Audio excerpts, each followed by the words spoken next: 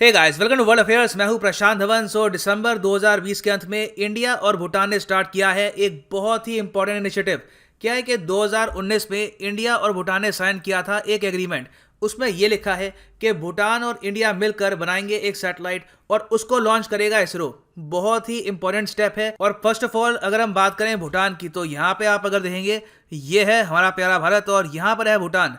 भूटान की कैपिटल है of course Thimphu. Population है यहाँ पर 7,54,000। ऑफिशियल लैंग्वेज यहाँ पे ये लोग बोलते हैं जोंगा। और सिंस हम यहाँ पे बात कर रहे हैं भूटान की, तो आपसे एक क्वेश्चन पूछूंगा। बहुत ही सिंपल इजी क्वेश्चन है, डायरेक्ट क्वेश्चन। आपको इसका आंसर करना चाहिए, तो मैं इसका आंसर दूंगा नहीं। आपको सिंपली ये बताना है कि भूटान का नेशनल एनिमल क्या है। ये आपकी ऑप्शंस हैं: the ताकिन, red panda, Himalayan musk deer या फिर स्नो लेपर्ड। और जो भी करेक्ट आंसर दे, मुझे पता है ज़्यादा लोग गूगल कर लेंगे, जो भी correct answer they with proper knowledge, information, additional facts, उसकी वीडियो को लाइक करिएगा। Appreciate that persons efforts. ना भूटान और इंडिया को अगर हम देखें तो दोनों देशों में काफ़ी सिमिलरिटीज़ हैं। ऑफकोर्स ज्योग्राफिकली दोनों आपको मिलेगी साउथ एशिया में, मगर उस सब के अलावा जो नीतियाँ हैं दोनों देशों की, वो काफ़ी हद तक सेम है। दोनों कंट्रीज ने अब तक बेल्ट एंड रोड इनिशिएटिव को ज्वाइन नहीं किया, मतलब कि चाइना का जो डेट ट्रैप है उससे दोनों कंट्रीज आराम से बची हुई हैं। और इसके अलावा दोनों इंडिया और भूटान के लैंड को लेकर डिस्प्यूट्स हैं विद चाइना। बाकी आप अगर देखिए, नेपाल की बहुत सारी जो ज़मीन है नॉर्थ में चाइना कब्जा चुका है। अब तक जो करंट गवर्नमेंट है उसने एक्नॉलेज किया नहीं है। हो सकता है कि इन द फ्यूचर जो गवर्नमेंट है वो इसको लेकर एक इशू बनाए, मगर बाकी जगह आप अगर देखो तो कोई कंट्री है नहीं जो चाइना के खिलाफ खड़ा होता है। सिर्फ इंडिया और भूटान ही है जिन्होंने ओपनली कहा है कि चाइना गलत तरीके से क्लेम कर रहा है उनका लैंड। भूटान और इंडिया की जो विजन है रीजन को लेकर, फॉरेन पॉलिसी को लेकर, वो काफ़ी हद तक सेम है। तो इसलिए इंडिया के लिए इंपॉर्टेंट ये है कि हमेशा हमारे स्ट्रॉन्ग रिलेशंस रहें विद भूटान। ये करने के दो बहुत ही सिंपल स्टेप्स हैं। पहला तो ये है कि भूटान के साथ जो कनेक्टिविटी है ये इंप्रूव करें। दूसरा स्टेप यहाँ पर यह है कि भूटान को हेल्प करें टू प्रॉस्पर।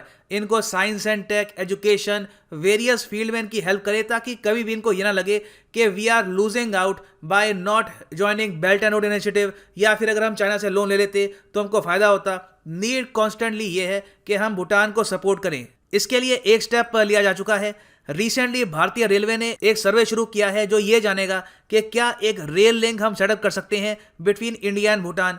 और फिर दूसरी जगह आप अगर देखो तो भारत के प्रधानमंत्री जब भूटान में गए थे 2019 में, तो उन्होंने यहाँ पर एग्रीमेंट्स किए थे in the field of space और एजुकेशन, और कहा था कि दोनों सेक्टर्स में इंडिया हेल्प करेगा भूटान की। ऑलरेडी मैं आपको ये बता दूं कि on an average her year करीब 5 से लेकर 6,000 भूटान के स्टूडेंट्स आपको मिलेंगे इंडिया में वेरियस यूनिवर्सिटीज में पढ़ते हुए, और इनको स्कॉलरशिप भी मिलती है from the भूटानीज government and the Indian government. मगर 2019 विजिट में इंडियन पीएम ने इसके भी एक स्टेप आगे जाकर ये कहा कि इंडिया और भूटान जॉइंटली डेवलप करेंगे एक प्रॉपर सैटेलाइट और इसको लॉन्च करेगा इसरो। इसमें भूटान का फायदा यह है कि पूरा जो प्रोसेस होगा सैटेलाइट को बिल्ड करने का, यहाँ पर भूटान के जो स्पेस इंजीनियर्स हैं ये आएंगे इसरो के सेंटर में। ये लर्न करेंगे डिटेल्स, किस तरीके से सैटेलाइट बनती है, इसको लॉन्च करके हमको क्या बेनिफिट्स मिलते हैं। तो इससे जो इनके स्पेस इंजीनियर्स हैं इनको फायदा होगा, और ये वापस जाके अपने बहुत सारे जो और स्टूडेंट्स होंगे भूटान में इनको ये सिखा सकते हैं। तो भूटान के पास इन द फ्यूचर एक प्रॉपर टेक्निक आ जाएगी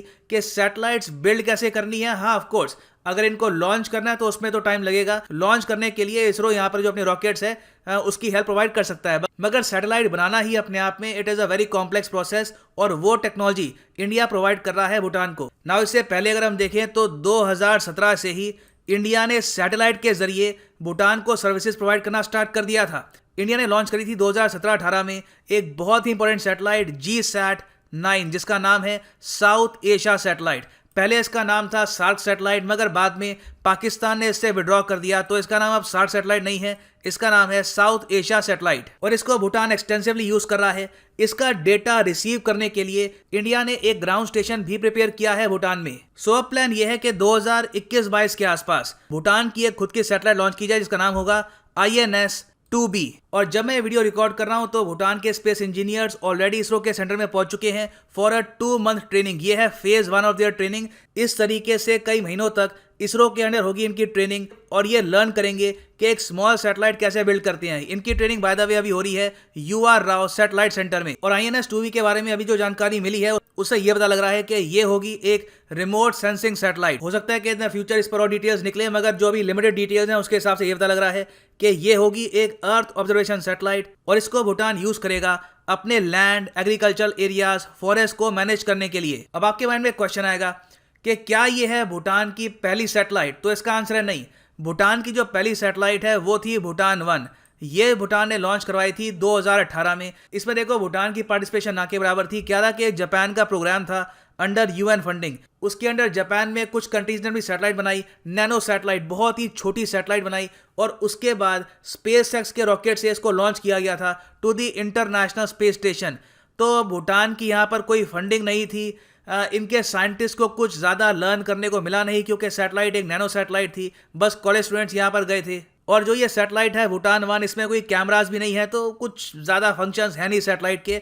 साइज़ के हिसाब से यहाँ पर अगर देखो तो ये है साइज़ भूटान 1 का। तो आप समझ सकते हैं ये बस कहने को ही एक सैटेलाइट है, बट इन टेक्निकल एस्पेक्ट आप कह सकते हैं कि Bhutan 1 was the first satellite of Bhutan. मगर जो ये सैटेलाइट अब लॉन्च करेंगे with the help of ISRO, ये पहली सैटेलाइट होगी जहाँ पे भूटान के साइंटिस्ट प्रॉपरली इन्वॉल्व होंगे और वो खुद भी लर्न करेंगे प्रोसेस ऑफ सैटेलाइट बिल्डिंग। और आप किसी भी एग्जाम की तैयारी कर रहे हैं, आप प्रिपेयर कर सकते हैं विद अनअकैडमीज कोर्सेज, जिनके प्राइसेस यहाँ पे आप देख पाएंगे। ये प्राइस पे मत कर देना for all these exam courses. Use करो कोड PD10 और आपको मिलेगा flat 10% discount and this will be the price after the discount. So use code PD10 and save money. और पेमेंट करने के जो मेथड्स हैं ये आपके सामने हैं, UPI, net banking, cards, you can even पे इन पार्ट्स। सो ये है अंत इस वीडियो का। Thank you for listening and as always god bless you all.